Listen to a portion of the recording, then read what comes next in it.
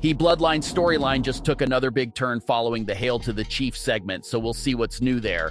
We'll also check out a few teasers from Bobby Lashley and the Street Profits. Let's start things off with the Hail to the Chief segment. WWE announced earlier in the week, following Jimmy's return and betrayal, that he'll be acknowledging Roman Reigns on Smackdown. And immediately after that segment was announced, we discussed how there just had to be another twist hidden within that segment, because Jimmy acknowledging Roman Reigns and returning back to his side simply made no sense for the story. Well, we got some confirmation to some fan theories, we got some questions answered, but more questions were also raised following this segment. It all starts off with Roman Reigns making his way to the ring with Solo Sikoa and Paul Heyman by his side. Roman Reigns suddenly asks Paul Heyman for the latest information on Jimmy's whereabouts, but Heyman hasn't heard from Jimmy for a while. And while Paul Heyman and Roman Reigns are talking, Jimmy suddenly appears outside of the ring and slowly makes his way into the ring. Roman Reigns is understandably warm and welcoming to Jimmy, obviously because of what Jimmy did at SummerSlam. If it wasn't for Jimmy getting involved and taking out Jey at SummerSlam, there's a high possibility that Roman would have lost his undisputed Universal title to Jey.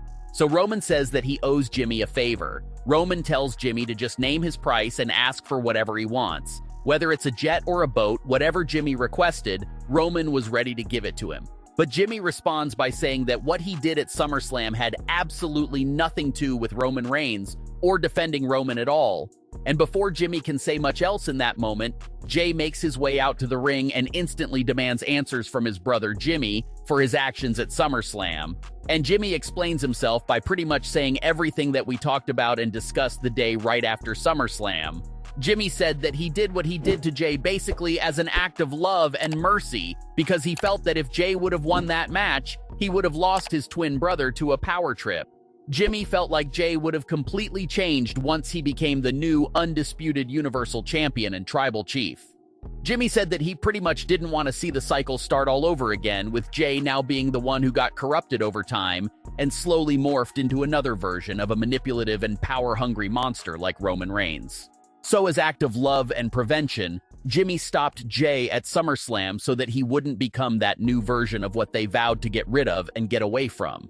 And not all fans may like it, but it's an understandable perspective from Jimmy's side. He claims he didn't betray his brother out of hatred jealously, nor out of loyalty to Roman Reigns. Jimmy just didn't like the path Jey was going down, because Jey was well on his way of becoming a new version of Roman Reigns. This segment also confirmed that Jimmy is still very much anti-Roman. He took several huge digs at Roman during that segment, so there's a high possibility that everything Jimmy said here was the truthful explanation for his actions at SummerSlam. Jimmy hates Roman Reigns so much that he just didn't want to see his brother go down that same route, so he tried to stop it early on. Jimmy then tries to squash things over with his brother following his explanation, but Jey refuses to forgive and turns his back on him. So Jimmy is heartbroken and he slowly makes his way out of the ring after Jey didn't accept his explanation. And while Jimmy is walking up the entrance ramp, another all-out brawl breaks out between Jey, Solo, and Roman. Jey is able to escape the brawl from Roman and Solo and calls out for Jimmy to turn around and make his way back down the ramp. Jey opens his arms to go for a hug, and Jimmy smiles widely and opens his arms as well. But Jey drops Jimmy with a super kick right on the ramp. And as if the segment wasn't eventful enough already, Jey says that he's out of the Bloodline, out of SmackDown, and out of the WWE before making his way out of the arena through the crowd. It's one thing for Jey to say that he's done messing with his family members. That's completely understandable, especially given the recent events. But for Jey to say that he's done and out of WWE was the real eye-opener there. Obviously, Jey isn't legitimately leaving the company in real life. It's all part of the storyline. But looking at the situation strictly from Jey's character point of view and everything he's been through lately, we can totally understand him just needing a break from everything. His cousin hates him, his younger brother hates him, now he doesn't know if he can trust his twin brother or not.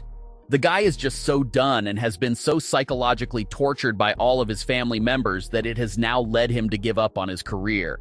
You can call that an overreaction from Jey for him to just give up on his entire WWE career because of the recent Bloodline events. But the man has been through a lot, and once again finds himself right in the middle of the Bloodline civil war. What's going on right now appears to share some similarities to a part of the Bloodline story for 2021. During that era, Jey was well established as Roman's right-hand man, but Jimmy was making his big return at the time as well. Jimmy wanted Jey to completely leave Roman's side back then, and for the both of them to continue their tag team career together. But Roman and Jimmy just kept pulling Jey to different sides so much that Jey finally cracked. He couldn't make a decision between Roman and Jimmy, and ended up leaving SmackDown for several weeks. And even earlier this year, after the events of the Royal Rumble, Jey took another leave of absence away from the WWE until Roman forced him to come back by threatening Jimmy. So the whole act of leaving SmackDown and leaving WWE isn't really new for Jey. It's something that he's done several times over the last few years of the Bloodline story. The big question, though, is what will make Jey return to SmackDown this time around, because a lot of the circumstances are extremely different from the past. Obviously, Jimmy was the leverage that Roman previously had over Jey to control him and bring him back to SmackDown whenever he wanted. But as we saw in the closing moments of the August 11th edition of SmackDown, Jey was the one who took out Roman, Solo, and Jimmy. So Jey really couldn't care any less about any of his family members at the moment. So now that Jey is done with everyone's nonsense and is just out, it's most likely going to take a special massive event in order to convince Jey to show up again on SmackDown. A popular theory for weeks now has been the possible involvement of Jimmy and Jey's father into the storyline.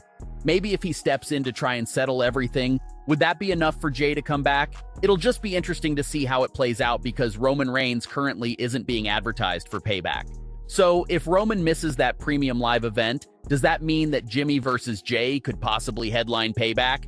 Well, another report that came out this week said that there's allegedly some forces within WWE Creative that wanted to save Jimmy versus Jey for WrestleMania. So could WWE end up pulling the trigger right now on Jimmy versus Jey? Or could they hold off on having that match until WrestleMania season? Those are all the big burning questions right now surrounding the Bloodline storyline. But considering how Jey basically quit WWE in the closing moments of SmackDown, maybe they'll let that sit for a while. Jey can't immediately show up on the next edition of SmackDown after saying he was out on everything, so maybe Jey does miss an episode or two of SmackDown, and then we can start to see the signs of him being written back into the story. So in those few weeks that Jey may be gone, it looks like Jimmy could get some more solo spotlight on himself. The build-up to SummerSlam was mostly Jey shining by himself, so maybe this really is Jimmy's turn. But Jimmy's character is still in a weird spot despite his explanation, because he still clearly hates Roman Reigns. But now Jey still hates him even after the explanation. So where exactly do you think Jimmy from here? Reports have even claimed that Jimmy is still internally listed as a heel. Roman did offer Jimmy the new right-hand man spot within the Bloodline, and Jimmy turned it down. So Jimmy still wants nothing to do with Roman. But maybe following Jey's abandonment and attack on him, could Jimmy now change his mind and look to swallow his pride to rejoin Roman Reigns? And the Bloodline needs to get their situation together, because it already looks like a new group is gunning to take their top position. Bobby Lashley and the Street Profits mentioned during their backstage segment that SmackDown needs some new blood, and how everyone needs to fall in line for them, which is of course several references to Roman and the Bloodline. So maybe we can possibly see Bobby Lashley come after Roman Reigns sometime within the next few months. But of course, the main story for the Bloodline right now is Jey walking out. We'll have to see if it's Jimmy, Roman, or someone else from the family that gets Jey to come back. But what are your thoughts on today's stories? Leave your comments below. Don't forget to subscribe with all notifications on, and leave a like if you enjoyed. Thanks for watching, guys.